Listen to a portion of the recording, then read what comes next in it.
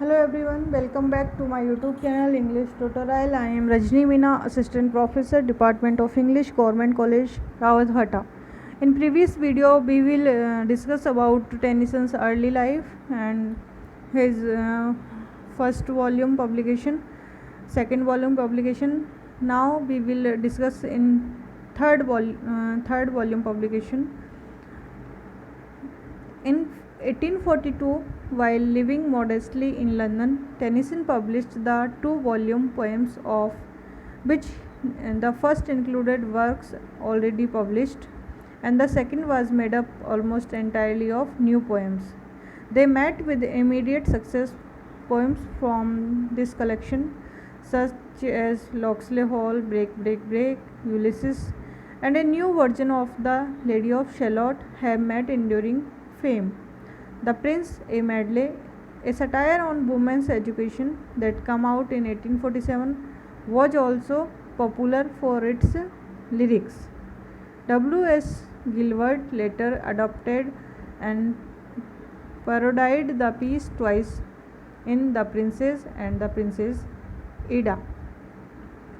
It was in 1850 Tennyson reached the pinnacle of his career, finally publishing his masterpiece in memoriam AHH, dedicated to Helen. Later the same year, in 1850, he was appointed poet laureate, succeeding William Wordsworth. In the same year, on 13 June 1850, Tennyson married Emily Sherwood, whom he had known since childhood, in the blaze of shipwreck. They had two sons, Hallam Tennyson, which was named after his friend Arthur Hallam, and the second son's name is Leon. Tennyson rented Farringford House on the Isle of Wight in 1853, eventually buying it in 1856.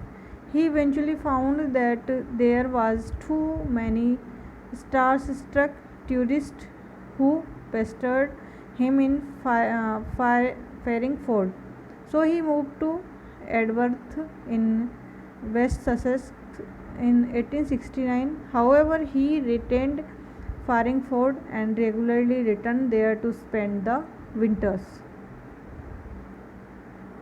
Poet laureate.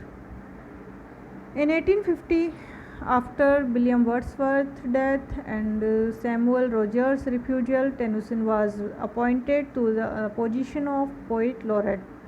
Elizabeth Barrett Browning and Leigh Hunt had also been considered. He held the position until his own death in 1892, the longest tenure of any laureate.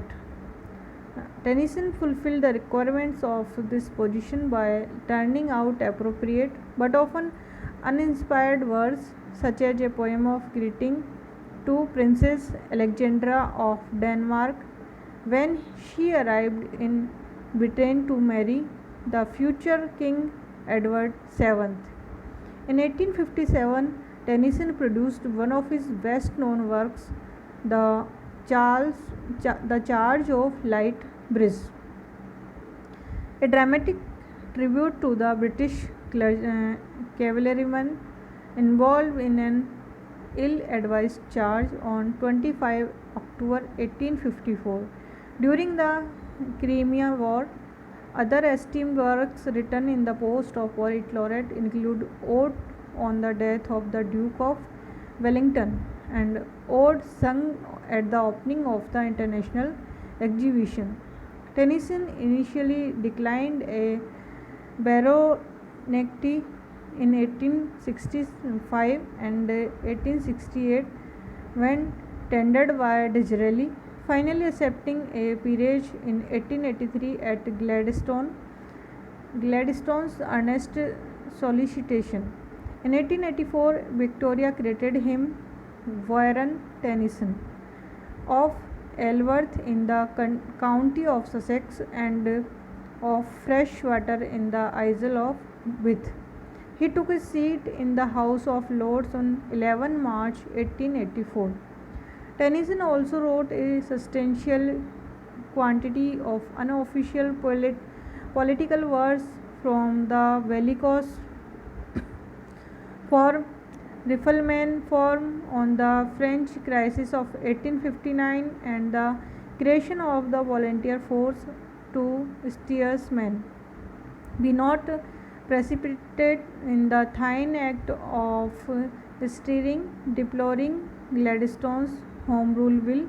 Tennyson's family were Whigs by tradition, and Tennyson's own politics filled the Whigs' mouth mould, although he would also vote for the Liberal Party after the Whigs dissolved. Tennyson believed that society should progress through gradual and steady reform, not revolution. And this attitude was reflected in his attitude towards universal suffrage, which he did not outright reject, but recommended only after the masses had been properly educated and adjusted to self government. Upon the passage of 1832 Reform Act, Tennyson broke into a local church to ring the bells in celebration. Virginia Woolf wrote a play called Fresh Water, showing Tennyson as host to his friends Julia Margaret Cameron and G. F. Watts. Tennyson was the first to be raised to a British peerage for his writing. A passionate man with some peculiarities of nature, he was never particularly comfortable as a peer, and it is widely held that he took the peerage in order to secure a future for his sons Hallam. Colonel George Edward Gored, the Thomas Edison's European agent, made sound recording of Tennyson reading his own poetry later in his life. They include recording of the charge of Light Brigade and excerpt from the Splendor Falls, from the Princess, Come into the Garden, from Maud, Ask Me No More, or on the death of Duke of Wellington and Charles and Ellen. The sound quality is poor, as Beck's slender recordings usually are. Towards the end of his life, Tennyson revealed that his religious beliefs also defied convention, leaning towards the agnosticism and pantheism. In a characteristically Victorian manner, Tennyson combines a deep interest in contemporary science with an unorthodox, even idiosyncratic Christian belief. Famously, he wrote in memoriam, "There lives more faith in honest doubt, believe me, than in half the creed." In Maud 1855, he wrote, "The church have killed their Christ." His death. Tennyson continued writing into his 80s. He died on 6 October 1892 at Aldworth, aged 83. He was buried at Westminster Abbey. A memorial was erected in All Saints Church, Freshwater. His last words were, "Oh, that press will not be now." He left an estate of $57,206. Tennyson Down and the Tennyson Trail on the Isle of the Wight are named after him, and a monument to him stands on the top of Tennyson's Down. Lake Tennyson in New Zealand's high country, named after Frederick Bell, is assumed to be named after Lord Tennyson. He was succeeded on second Baron Tennyson by his son Hallam, who produced an unauthorized biography of his father in 1897 and was later the second Governor General of Australia. Tennyson and the Queen. Although Prince Albert was largely responsible for Tennyson's appointment as laureate, Queen Victoria became an ardent admirer of Tennyson's work, writing in her diary that she was much soothed and pleased by reading In Memoriam AHH after Albert's death. The two met Tennyson and Queen met two times. First in April 1862 when Victoria wrote in her diary, "Very peculiar looking, tall, dark, with a fine head, long black flowing hair and beard, oddly dressed, but there is no affectation about him."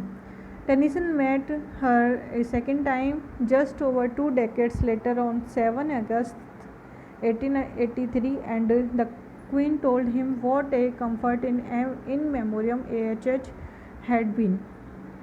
Art of Tennyson's poetry. As a source material of his poetry, Tennyson used a wide range of subject matter, ranging from medieval legend to classical myths, and from domestic situations to observations of nature. The influence of John Keats and other Romantic poets published before and during his childhood is evident from the richness of his imagery and descriptive writing. He also handled rhythm masterfully. The insistent beat of break, break, break emphasizes the relentless sadness of the subject matter.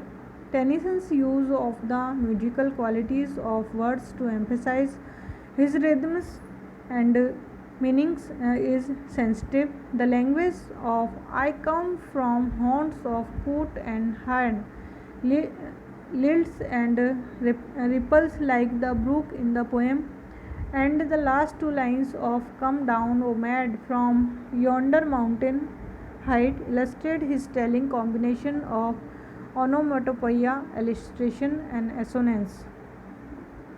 Tennyson was a craftsman who polished and revised his manuscripts extensively to the point where his efforts at self-editing were described by his contemporary Robert Browning as insane, symptomatic of mental infirmity.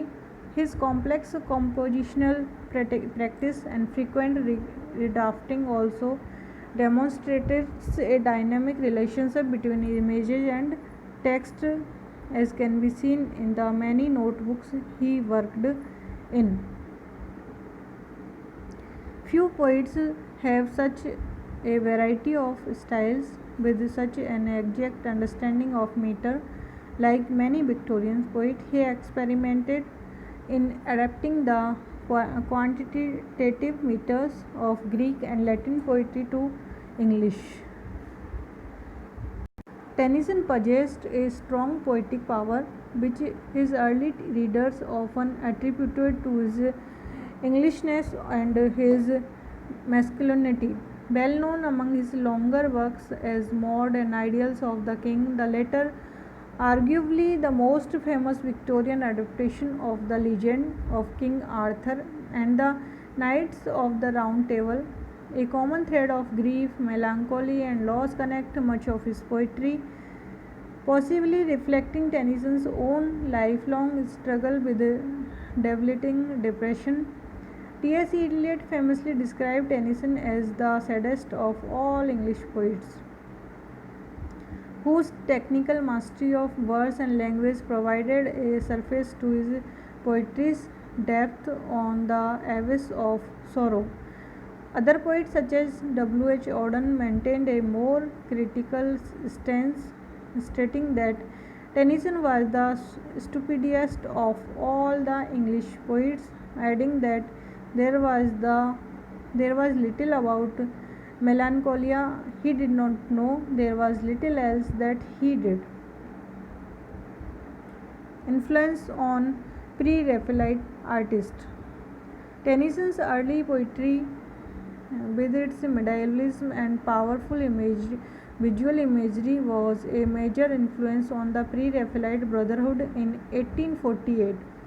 Dante Gabriel Rossetti and William Holman Hunt made a list of immortals artistic heroes whom they admired, especially from literature, notably including Keats and Tennyson, whose works would form subject for PRV paintings. The Lady of Shalott alone was a subject for Rossetti, Hunt, John William Waterhouse, and Elizabeth Siddal.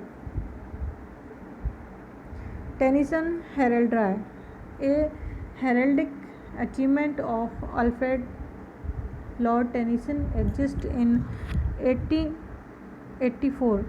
Stained glass window in the hall of Trinity College, Cambridge, showing arms, gules, a band, newly, or thereon a chapel worked between three leopards' face, Jacent deal eyes of the second crest, a dexter, a arm in armor, the hand in gauntlet or grasping a broken tilting spear and filled with a garland of laurel supporters, two leopards rampant, guardant goals, seams, deal eyes, and ducally crowned or motto, raptions, perceptions.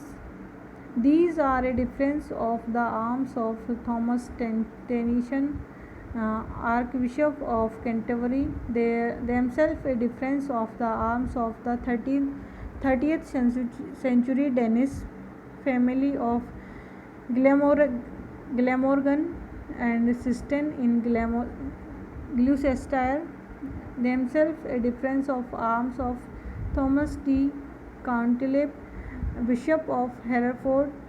Henceforth, the arms of the See of Hereford. The name Tennyson signifies Danish son, although no connection between the two families is recorded. Thank you. If you like the video, please like and subscribe.